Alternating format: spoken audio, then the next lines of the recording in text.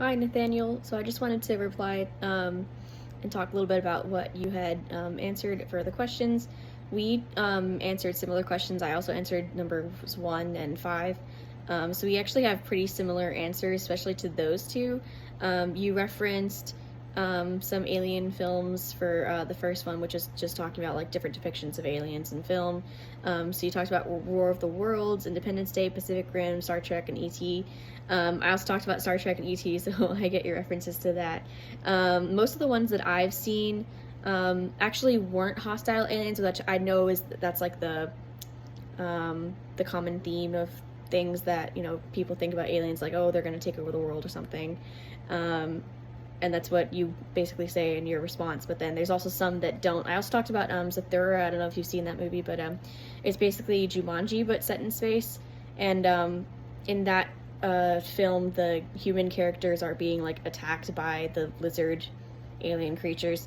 So kind of the same idea, but there were some alien movies that I've seen that aren't the case of hostile aliens. But District 9 definitely was not the hostile alien idea. Number the third one, you talked about this was a one question that I didn't answer, but it was about DNA and fingerprint technology in minimizing gun violence. I think that's a good answer. What you said, that it would be unique to the individual soldier to probably help soldiers keep their own arms and citizens too, instead of like everyone having a gun or something. So it would be more controlled.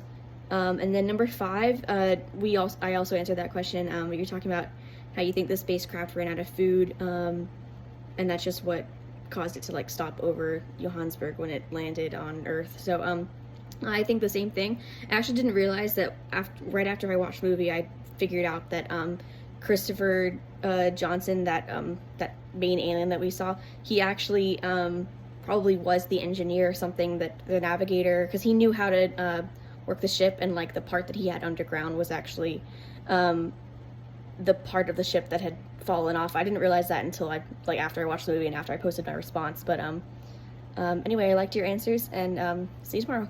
Bye.